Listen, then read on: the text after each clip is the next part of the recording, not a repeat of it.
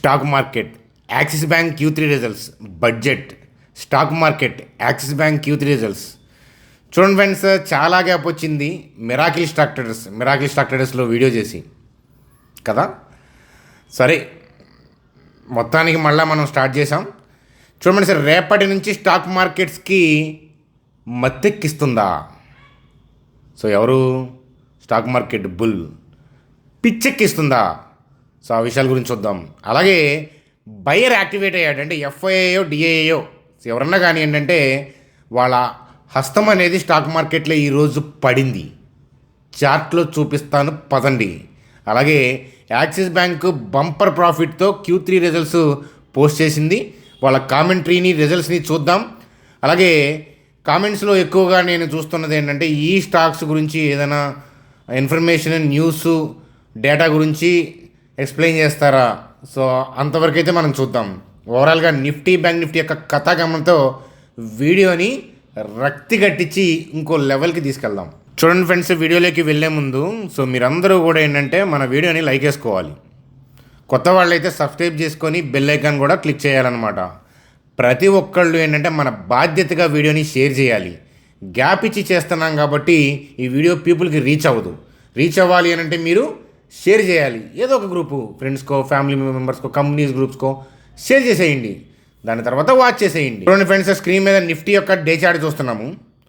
So చూడండి, ఒకసారి monthly చార్ట్కి వెళ్తున్నాను, అలాగే వీక్లీ చార్ట్కి వెళ్తున్నాను. సో చూడండి, రీసెంట్ వీక్స్లో అంతా కూడా నిఫ్టీ ఓవరాల్గా మంచి బజ్జే నడిపింది. సో లాస్ట్ 3 months డేటా కూడా మీకు చూపించాను.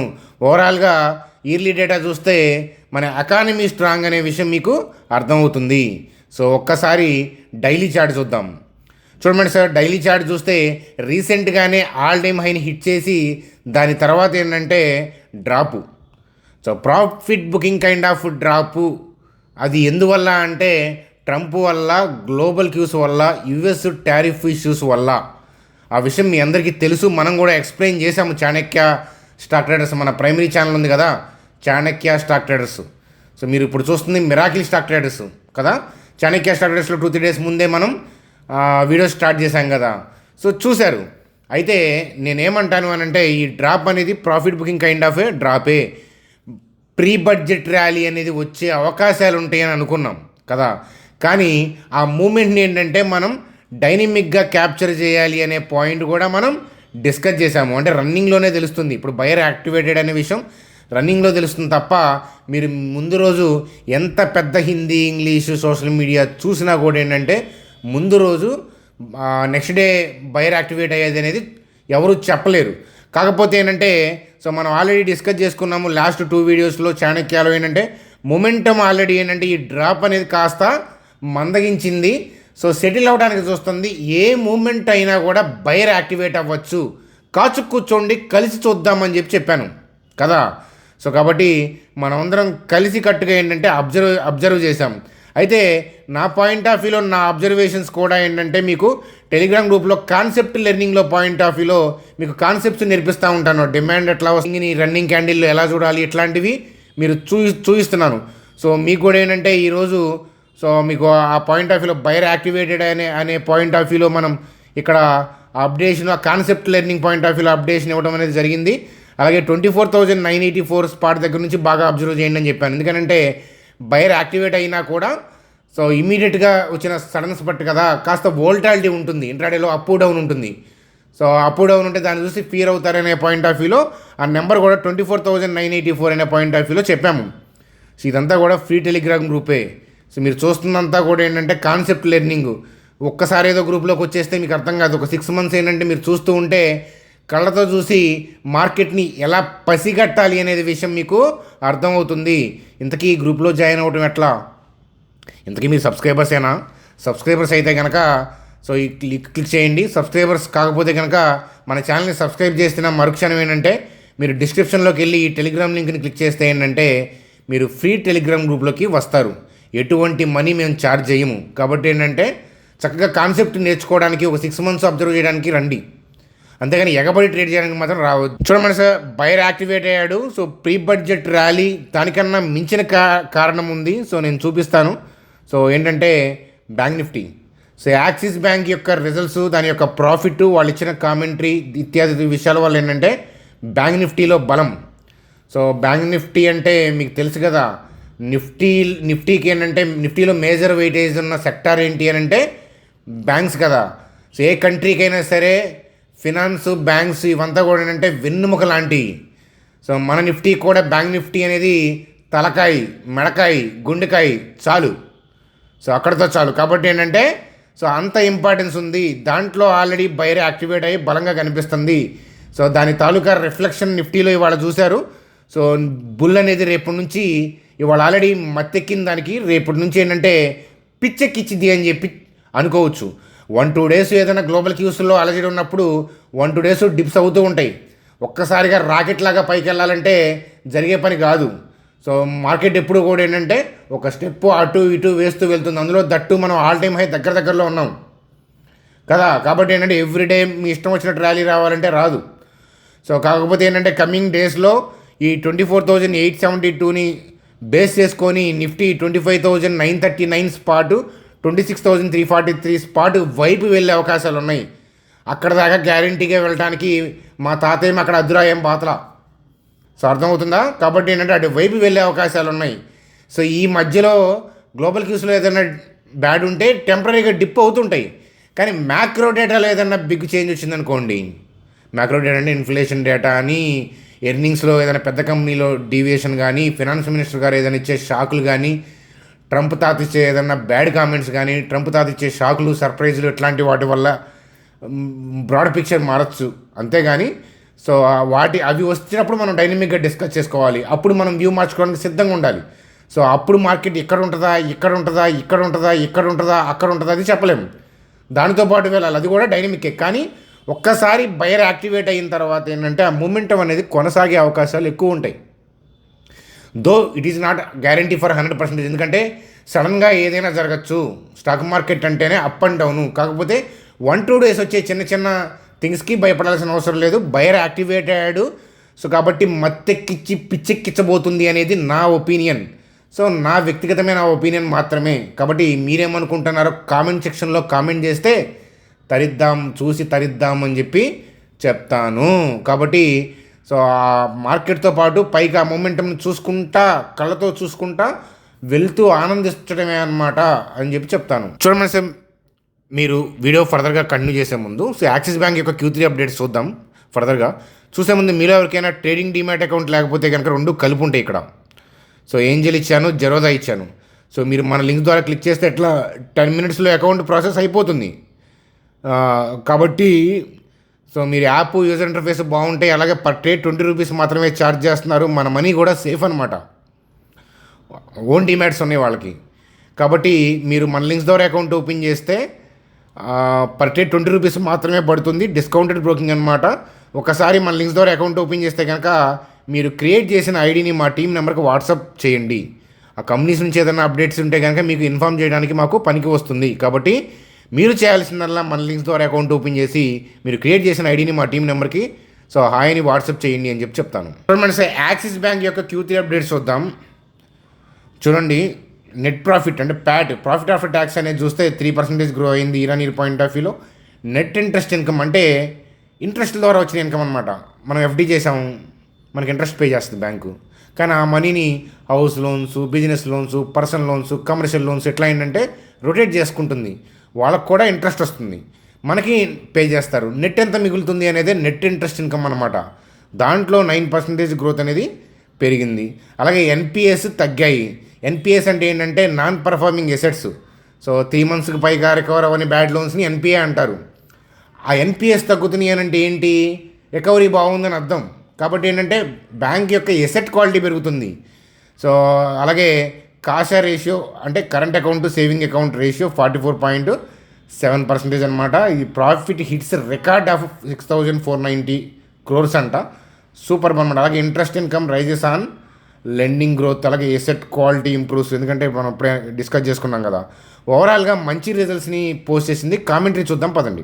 చూడండి సార్, యాక్సిస్ బ్యాంక్ యొక్క Q3 గురించి మార్జిన్స్ డిక్లైనింగ్ ఇన్ Q4 అంటే Q4లో మార్జిన్స్ డిక్లైన్ అవుతాయి. ఎందుకనంటే రెపో రేట్ వడ్డీ రేట్లు కట్ చేయడం వల్ల మరి వడ్డీ రేట్లు తగ్గిస్తే వీళ్ళకి వచ్చే మనీలో కోత పడుతుంది కదా, దానివల్ల ఏంటంటే మార్జిన్ తగ్గుతుందనే పాయింట్ ఆఫ్ వ్యూ ముందుగా క్లారిటీ ఇచ్చారు. So about 73% of the retail book is secured అని చెప్తున్నారు. సో మంచి పాయింట్ ఇది కూడా. సో అలాగే have been cautious about retail portfolio growth. So ఇది కనుక చేస్తే కనుక బ్యాంక్ పర్ఫార్మెన్స్ బాగుంటుంది. సో ఓవరాల్గా ఏంటంటే యాక్సిస్ బ్యాంక్ మంచి రిజల్ట్స్ పోస్ట్ చేసి మంచి కామెంటరీ, హానెస్ట్ కామెంటరీ ఇచ్చిందనేది పీపుల్కి నమ్మకం కలిగింది అనుకుంటున్నాను. ఒకసారి చార్ట్లోకి వెళ్ళి చూద్దాం పదండి. సో సో యాక్సిస్ బ్యాంక్ యొక్క చార్ట్ చూడండి, ఇది వాపు కాదు బలుపు, అంటే పాజిటివ్ వేలో తీసుకోవాలి. ఎందుకంటే ఇవాళ బ్యాంక్ నిఫ్టీకి అంతలా స్ట్రెంత్ ఇచ్చింది, నిఫ్టీని నిలబెట్టింది అని అంటే యాక్సిస్ బ్యాంక్ అంత వెయిటేజ్ ఎక్కడ ఉంది నిఫ్టీలో అనుకోవద్దు. సెంటిమెంట్ ఏంటంటే బ్యాంక్ నిఫ్టీ యొక్క పునాదుల్ని కదిలించగలదు. సో అందువల్ల ఏంటంటే సో మార్కెట్లో ఏంటంటే జోష్ అని చెప్తాను. సో కాబట్టి సెంటిమెంట్ అలా వర్కౌట్ అయింది మనకి మార్కెట్లో. యాక్సిస్ బ్యాంకు యొక్క థింగ్స్ చూడండి, మంచి ర్యాలీ జోషు, గ్యాప్ అప్ అయినా కూడా మంచి స్ట్రాంగ్ క్యాండిల్ పట్టడం అనేది రిజల్ట్స్లో యొక్క దమ్ము వల్ల దుమ్ము లేపింది అని చెప్పచ్చు. చూడండి అలాగే ఎప్పుడు అడుగుతూ ఉన్నారు పీపుల్, సో నోసిల్ గురించి చెప్పండి అని. చూడండి ఏ కంపెనీ అయినా సరే మీరు గుర్తుపెట్టుకోండి, సో లాస్ట్ 10 years డేటా చూడండి ఎట్లా మరి, ఏ కంపెనీ అయినా పర్లేదు. సో మీరు చూసేటప్పుడు ఏంటంటే సో లాస్ట్ 10 years డేటా ఎలా ఉంది చూడండి. ఇక్కడ లాస్ట్ 10 years సేల్స్ గ్రోత్ ఉందా, ఉంది. సో అక్కడ యాక్చువల్గా స్టాక్ ప్రైస్లో ఎందుకు ప్రాబ్లం ఉంది అని అంటే మనకి లాస్ట్ 2 years ఏంటంటే ప్రీవియస్ ఇయర్తో కంపేర్ చేస్తే రెవెన్యూలో డిక్లైన్ అయింది. చూడండి ఫ్రెండ్స్, ప్రాఫిట్లో డిక్లైన్ ఉన్న ఇబ్బంది లేదులే, కానీ కన్జిక్యూటివ్గా 2 years రెవెన్యూలో డిక్లైన్ ఉంటే ఏంటంటే స్టాక్ ప్రైస్ పడిపోద్ది. అయితే ఏం చేస్తారంటే ఇలాంటప్పుడు ఇన్వెస్టర్లు ఆల్రెడీ ఇన్వెస్ట్మెంట్ చేసి ఉంటే పెద్ద వాళ్ళు, నేను మీ గురించి నా గురించి చెప్పట్లేదు, పెద్ద వాళ్ళు ఏం చేస్తారంటే దానికి కారణం ఏంటో వెతుకుతారు. వ్యాలిడ్ కారణం ఉంది, ఈ బిజినెస్కి స్కోప్ ఉంది, మళ్ళీ నిలబడగలదు అనుకుంటే ఉంచుకుంటారు. లేదు అనుకుంటే కనుక డిటోరియేట్ అవుతుంది, బిజినెస్ క్షీణిస్తుంది అనుకుంటే కనుక ఆలోచించి వాళ్ళు వెళ్ళిపోతూ ఉంటారనమాట. కాబట్టి దానికి సంబంధించిన కారణాలు వెతకండి. బిజినెస్ అయితే సౌండ్ బిజినెస్, సో దానికి కారణాలు మీకు అనుకూలంగా ఉంటే దానికి అనుకూలంగా మీరు ఆలోచించుకోవాలి, లేదా అననుకూలంగా ఉంటే మీరు దానికి అనుకూలంగా ఆలోచించుకోవాలన్నమాట. కాబట్టి సో అర్థమైందా? సో అనుకూలంగా చెప్పానా అదనమాట, అంతకన్నా మేమేం చెప్పకూడదు. చూడండి సార్, కానీ ఓవరాల్గా ఏంటంటే మంచి సౌండ్ బిజినెస్ కంపెనీ ఇది. ఆ బిజినెస్ అలాంటిది, కాకపోతే అంటే కొన్నిసార్లు స్లంప్ ఉంటాయి బిజినెస్లో, ఏముంటుంది దాంట్లో నెట్ ప్రాఫిట్ లో కూడా ఏంటంటే మనకి రెవెన్యూలో డిక్లైన్, నెట్ ప్రాఫిట్ మీద డిక్లైన్, మార్జిన్స్ మీద కూడా డిక్లైన్ మనం గతంలో ఆల్రెడీ డిస్కస్ చేసుకున్నాము. సో కాబట్టి ఏంటంటే సో ఓవరాల్గా నేనేమంటాను అని అంటే నోసిల్ యొక్క థింగ్స్ అది ఒకసారి చూడండి. దాని రెవెన్యూ దానికి వస్తే కనుక స్టాకు ఇప్పుడున్న దానికి 3 to 4 times మనకి మంచిగా కనిపించవచ్చు. నో గ్యారంటీ, బట్ ఏంటంటే కనిపించవచ్చు. ఎందుకంటే రెవెన్యూలో డిక్లైన్ అయినప్పుడు చాలామంది పెద్ద ఇన్వెస్టర్లు కూడా వెళ్ళిపోయి ఉంటారు అదనమాట. కానీ సైలెంట్ కిల్లర్గా ఇలాంటప్పుడు అక్యుములేట్ చేసుకునే వాళ్ళు కూడా ఉంటారు. ఎవరి ఇష్టం వాళ్ళదనమాట. చెప్పా కదా, స్టాక్ మార్కెట్ అంటే వెదురు బొంగులాగా ఎవరు ఊహించలేరు. అండర్ గ్రౌండ్లో 3-4 years నానిద్ది, ఒక్కసారిగా బ్లాస్ట్ అవుద్ది, ఒక్కోసారి 5-6 times వెళ్తుంటాయి స్టాక్స్. దీని గురించి వెళ్తున్నాను అంటలేదు, చెప్తున్నాను అట్లా. కానీ ఏది వెళ్తుంది ఏది వెళ్ళలేదు అనేది మీరు కంపెనీస్ ఆ బిజినెస్ ట్రాక్ చేస్తూ ఉండాలి. ప్రైస్ ట్రాక్ చేస్తే అసలు మీరు నిలబడలేరు స్టాక్ మార్కెట్లో. ఎప్పుడు కూడా బిజినెస్ ట్రాక్ చేస్తూ ఉండాలి. చూడండి ఫ్రెండ్స్, అలాగే న్యూజెన్ సాఫ్ట్వేర్కి సంబంధించి మనకి సేల్స్ గ్రోత్ బాగుందా, ఇయర్ పాయింట్ ఆఫ్ వ్యూలో సేల్స్ గ్రోత్ ఉంది. ఆపరేటింగ్ ప్రాఫిట్స్లో గ్రోత్ ఉందా, ఉంది. ప్యాట్లో గ్రోత్ ఉందా, ఉంది. నెట్ ప్రాఫిట్లో గ్రోత్ ఉందా, ఉంది. సో పీబీటీ, ఇది పిఏటీ కదా, పీబీటీ. సో నెట్ ప్రాఫిట్లో గ్రోత్ ఉందా, ఉంది. సో మీకు అలాగే న్యూజెన్ సాఫ్ట్వేర్ యొక్క బిజినెస్ మోడల్ తెలుసా? సబ్స్క్రిప్షన్ బేస్డ్ బిజినెస్ మోడల్, అంటే ముందు పే చేసుకుంటేనే వాళ్ళ సర్వీస్ వాడుకోగలం. ఒక Q1 తప్ప రిమైనింగ్ క్వార్టర్స్ అన్నీ కూడా డీసెంట్గానే వస్తాయి. సో కాబట్టి ఏంటంటే ఆ స్టాక్ ప్రైజ్లో అలజడి ఉంది కానీ చెప్పి మీ గుండెల్లో అలజడి రేపుకోవద్దు.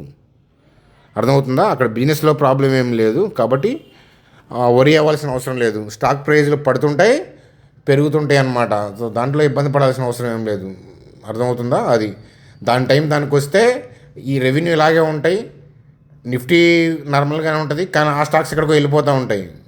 బయర్ వస్తుంటాడు. సో అదనమాట. కాబట్టి ఏంటంటే బిజినెస్లో ప్రాబ్లం లేనప్పుడు పెద్దగా వరి అవ్వాల్సిన అవసరం లేదు. సేమ్ థింగ్ ఏంటంటే మీ ఫైనాన్షియల్ అడ్వైజర్ని కలిసి మాత్రమే డెసిషన్స్ ఏమైనా కానీ తీసుకోండి. ఎందుకంటే వీడియోలో చెప్పేవన్నీ కూడా నా వ్యక్తిగతమైన అభిప్రాయాలుగా చెప్తున్నాను.